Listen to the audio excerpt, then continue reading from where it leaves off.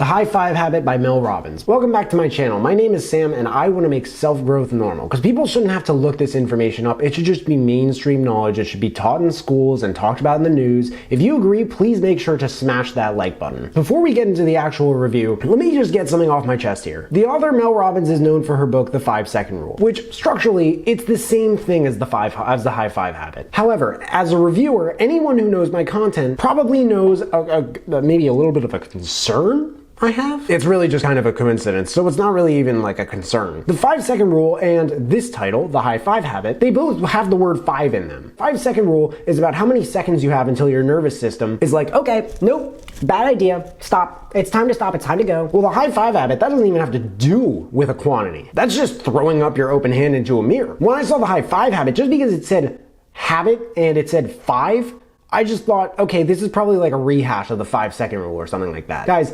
please do yourself a favor. Do not think what I thought. They're nothing alike. This book is the author's story of how she discovered this habit, the research behind why it works, and how you can use it to change your life. Think about those times when you were younger and you got a high five. Someone else raised their hand to celebrate something that you said or did. Maybe sports you played, games at school, high-fiving a friend who got a promotion or out of an unhealthy relationship or into a healthy relationship. In this video, I'm going to go over the chapters, what I think of the book, if anything stood out to me, what I liked, what I didn't like, any stuff I learned that I didn't talk about in my summary. I'm going to go over some quotes, who I recommend this book to, and what books to maybe check out next. You deserve a high five life, which means you can support other people, family, friends, colleagues, hell, strangers, celebrities, role models, cast members, artists, musicians, athletes. You know how to show others support. Do you support yourself like that though? A self-relationship is really what the habit highlights. For the High Five Habit, Robbins woke up every day feeling like she was trying to push a boulder up a hill. Her words. Now she leaves her bathroom every morning feeling like the wind is up her back.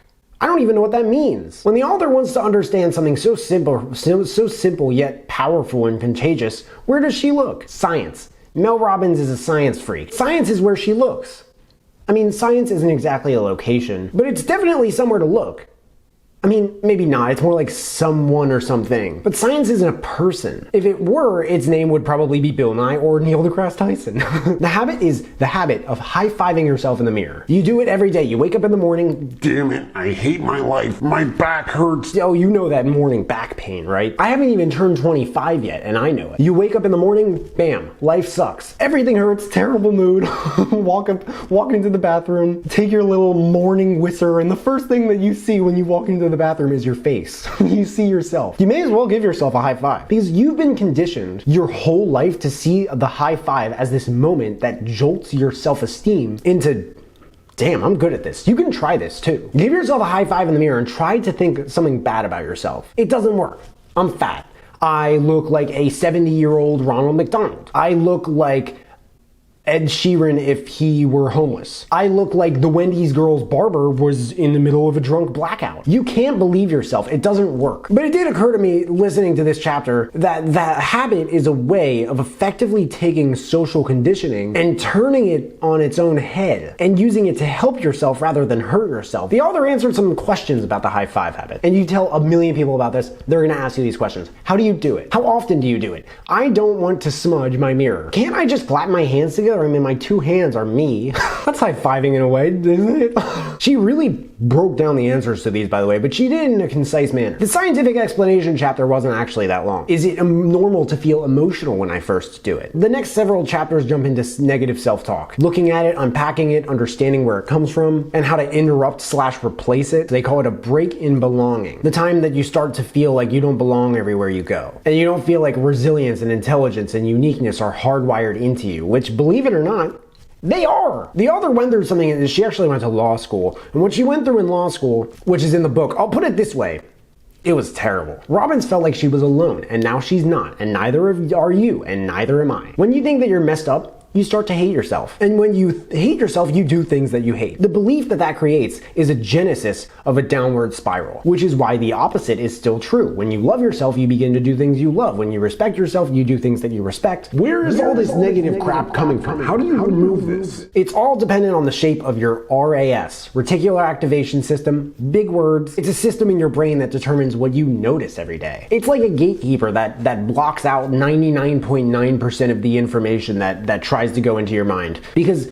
quite frankly, if it didn't, your head would explode. In a different video that I put out about this habit, I talked about the 4 different things that your RAS notices and filters through to your subconscious every day. I'll drop a link to that in the description if you guys want to check it out. The next chapter, Why Am I Suddenly Seeing Hearts Everywhere, discusses taking advantage of the RAS by just taking one positive thing you don't notice every day, like a shape or a word, and keeping an eye out for it. All of a sudden, you'll start seeing that shape or word everywhere. The author suggests trying it at first with the heart shape. Sam, you're telling me the stupidest thing ever. You're saying that I need to change my life, I need to start looking for hearts? What? I've been single for 9 years and this isn't Valentine's Day. So what's the point? My day already sucks. Okay? Dunkin' messed up my coffee again. Bro, let's be real. Unless you're gonna go to like some bougie Dunkin', Dunkin' is gonna make your coffee different every time you go there. And it just breaks my heart. Oh look, a heart. It might be broken, but it is a heart. The reason this is so important is that you can change everything that you notice about yourself consciously. But you won't know that you're gonna have the ability to unless you try it with something smaller. Why is life easy for them and not for me? It's another chapter name. This was a fascinating chapter about jealousy. Yes, jealousy. It reminded me a little bit of the Success is Unlimited chapter of the 10X Rule by Grant Cardone. Here's something that stood out from this chapter that the author said to her daughter. The thing that strikes me the most is how your self-doubt prevents you from even exploring or leaning into your jealousy in your dreams and desires. Might I add, Mel Robbins seems like a great mom. You know exactly what you want. Ever since you went to Cambodia with your grandparents in the 8th grade, your heart has longed to travel this world. All those doubts you're having are normal. We all have them. But as long as you think and keep saying to yourself, it'll never be me, you won't take actions on the things that you dream about. It's normal to feel jealous when you see others doing what you're too scared to do, but if all you ever do is think about what you want, it's not a dream, it's a wish. Isn't it easier if I say nothing? This chapter was the guilt equivalent. Look, I've heard guilt chapter after guilt chapter, authors like Rachel Hollis, Jay Shetty, basically any Brene Brown book. This one, it really has its own Mel Robbins flavor to it, let me tell you. Some takeaways here: love and disappointment, they can coexist. And people pleasing isn't about other people. It's not about pleasing other people, it's about your insecurities. The next chapter, how about I start ...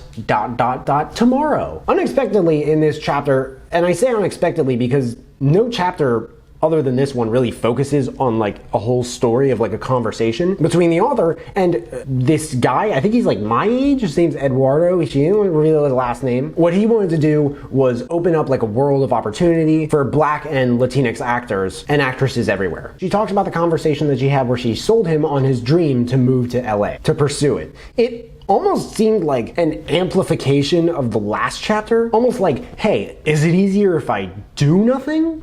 But do you like me? Is the next chapter. It makes sense that we worry as kids about whether or not others like us. But in the last several decades, the pressure to fall in line has gotten just way worse. Robbins talks about this pressure in a way that's almost like funny. My favorite example was the Facebook group that her daughter was in, that the girls in her high school formed months before prom, to establish dibs on what dress each girl wears months before they even have a prom date. It's basically like whether you are socially allowed to wear a dress that you want, it becomes entirely first come, first serve. Who cares if people wear the same dress? By the way, color doesn't count. So if you pick the same kind of dress that looks completely different in another color, you're still not allowed to wear it. Some of the tenets about, for example, examining and removing your insecurities reminded me of a little bit of something you'd hear in like Girl Wash Your Face. Then in How Come I Screw Everything Up, you have this civil rant about motivation and how she never got where she is with just motivation. She forced herself. Come to think of it, it wasn't a very civil rant. The rant was probably nothing close to civil, but it's very close compared to the rest of the book. And by the way, this is something else that I really admire about Mel Robbins. Her charm and personality, they're very individualistic. And it's like, if you don't like me, I don't care, but I also believe in you. The second last chapter is, can I actually handle this? When she started talking about the shutdown and the pandemic, at this point in the book, this was sort of my like breaking point. I began to think that like, waking up in a panic, is that really like relevant to being able to handle something? Also, what does motivation have to do with screwing everything up? You could make these connections, like if you really have to, but do you have to? Should you have to? Like around this point for me, this is the way I see it. It's kind of like she's building a tower and it's getting tall enough that it's starting to tilt. And when it does and it falls, you're gonna have quite a few floors, but you're gonna lose a lot. That might be putting it a little heavily, but I did find the same thing in the 5-second rule if I didn't mention that in my review retrospectively. Like this is all useful insights and advice, but the deeper you get into it, the more you begin to like tilt your head like,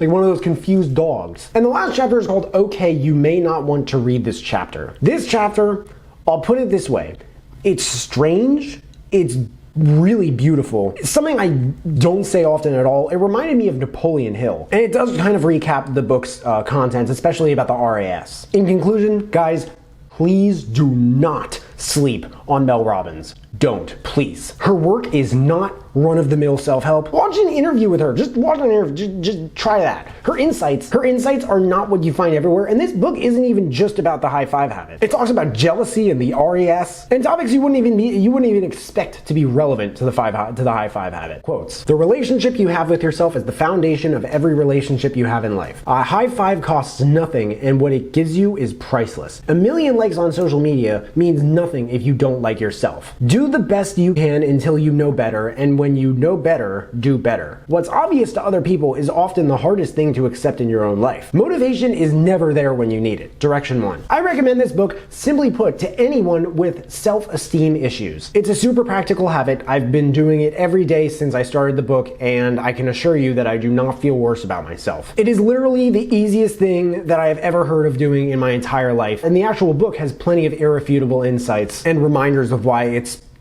incredible to be alive and be yourself. Direction 2. This book sounded like a little bit of like a Mel Robbins sort of spin-off bouncing off of the body language based book, Presence by Amy Cuddy. I don't know how exactly. It might have been the beginning, but also if you haven't checked out her other book, The 5-Second Rule, which is completely different in like just about every single way, please check that out. The High Five Habit by Mel Robbins. There's a link in the description if you guys want to check it out and read the reviews. That and all the other books that I mentioned in this video if you want to check those out too. If there are any other books that you guys want me to check out and review, please let me know in the comments below. Also let me know if you checked out this book and you liked it. If you guys buy anything through those links in the description, then I get commission, which helps me build this channel and keep making these videos. Other than that, please make sure to smash that like button for the YouTube algorithm. Subscribe if you haven't already, because I don't get why people watch this far into my videos and they don't subscribe, but if you have subscribed and you want to turn it up just a notch and turn on that notification bell to get a notification whenever I drop new videos, that would mean the world to me. Thank you guys so much for watching. I really appreciate it. You can find me everywhere, and I will see you then.